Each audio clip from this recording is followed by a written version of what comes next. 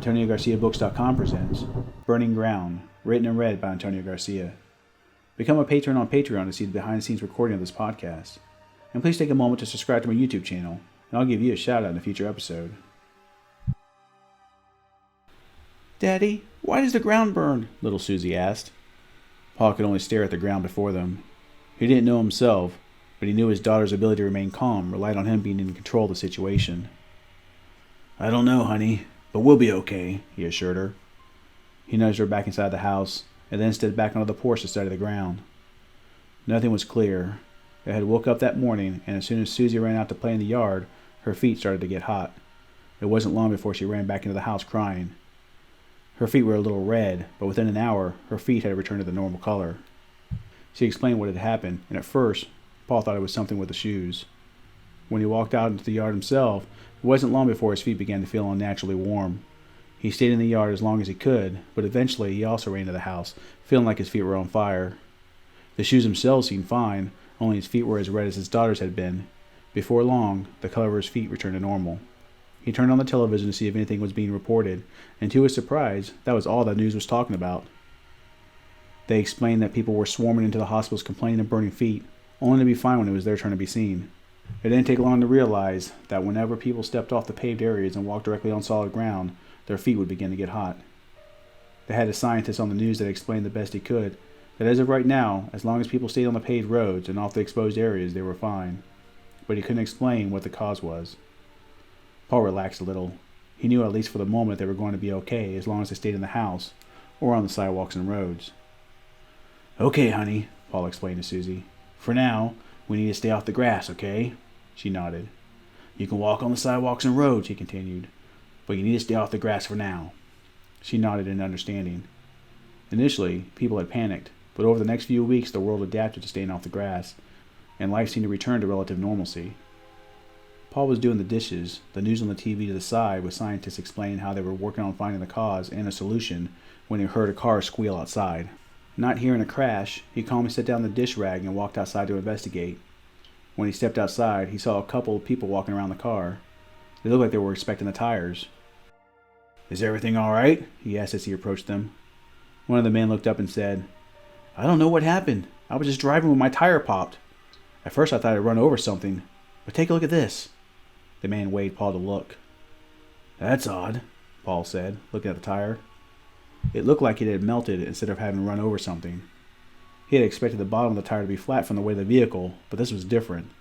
Instead of just being flat, it looked like the wheel had partially liquefied. Paul focused on his feet, wondering if he would feel any heat, but didn't. All of a sudden, they heard a scream of pain coming from across the street. A woman had fallen to the ground and was cradling both her feet. They all ran to her to see what was happening. Paul knelt down and asked, "What happened? Are you all right?" Trying to speak to the pain, she replied, "My feet started burning. I stayed on the pavement the entire time, but my feet still started to burn." Everybody instinctively looked down at their own feet, and then at each other, shaking their heads, indicating they didn't feel anything different. "My feet had been feeling warm during some of my runs," the lady continued, "but I thought it was just due to the pavement being warm from the sun. I didn't used to run on the pavement. I only started when my feet started burning while jogging on the trails." Paul didn't like that her feet were showing the same effects as walking on the grass, and when he looked at the others, he could tell they were thinking the same thing. Reading each other's minds, they all looked back at the car, wondering if the same thing had happened to the wheel. "Let's get you inside," Paul suggested. Cautiously, he lifted her up and carried her into the house. "Just rest up while I get a cold, wet rag for you," he said. She nodded as he walked away. After a short time, the redness in her feet dissipated and returned to a more natural color. "I'm not sure what's going on out there, but maybe I should drive you home," Paul said. She agreed. When Susie was buckled up, Paul drove the lady home. "Thank you for your help," the lady said as she got out of the car. "It was our pleasure," Paul reassured her. "I would suggest you take a break from running for now, at least until we find out what's going on." She nodded and walked away.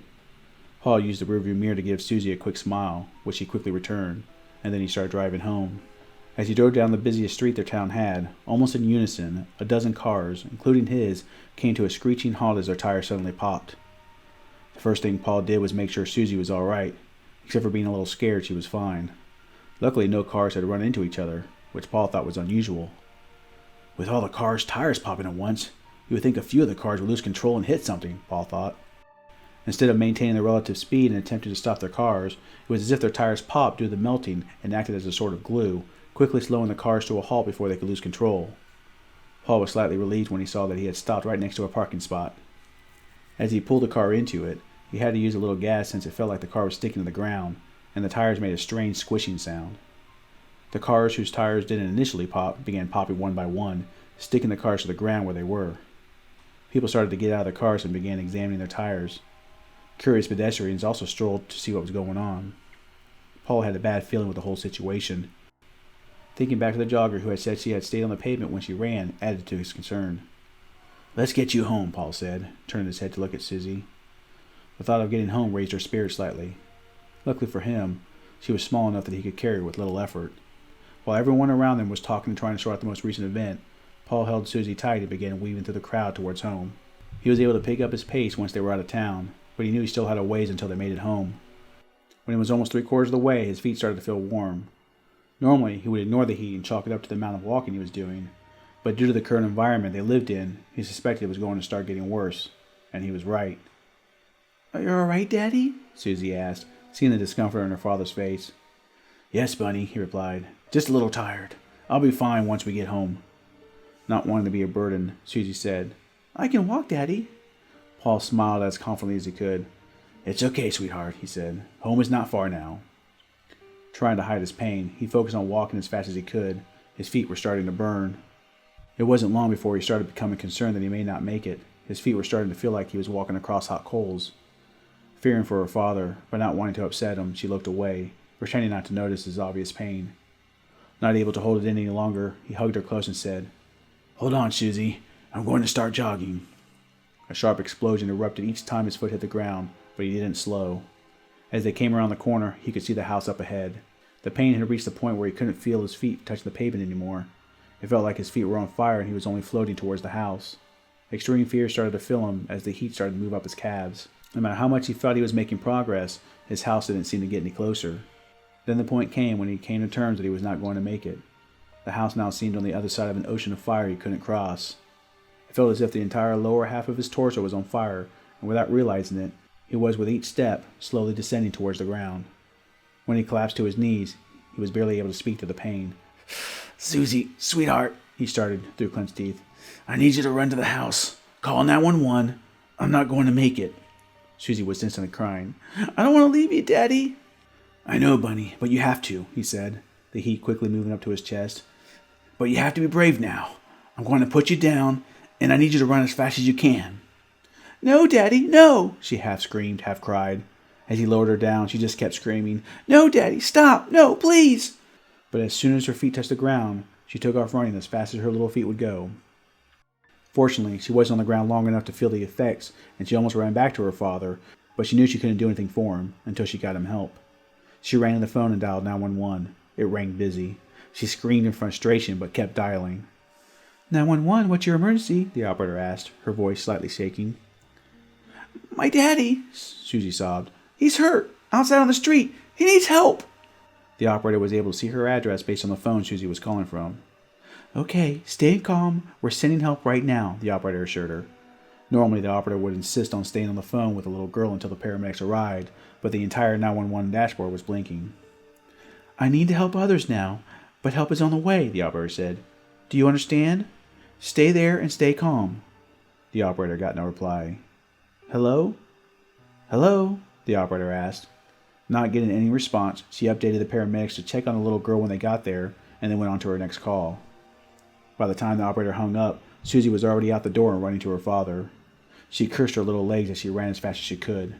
Nearing her father, she could hear the ambulance's sirens coming towards her. She screamed when she saw her dad on the road, covered in blisters and not breathing. As she stood there screaming in terror, not able to look away from her father's body, her feet began to get warm. I hope you enjoyed the reading of my short story, Burning Ground. Become a patron on Patreon to see the behind-the-scenes recording of this podcast. Please remember to take a moment to subscribe to my YouTube channel. Every new subscriber will get a shout-out in an upcoming episode. These short story podcasts are uploaded every week to YouTube, Spotify, SoundCloud, iTunes, Instagram, IGTV, Patreon, Reddit, and my website, AntonioGarciaBooks.com. There, you can also order a signed copy of my mystery novel, Sins of the Fathers, and pre-order my upcoming fantasy novel, Black Knight. You can show your support by becoming a patron on Patreon. Follow me on Goodreads, Facebook, YouTube, Spotify, SoundCloud, iTunes, Reddit, and Spreaker, all of which are listed on my website. Again, I hope you enjoy the short story and you join me again next week.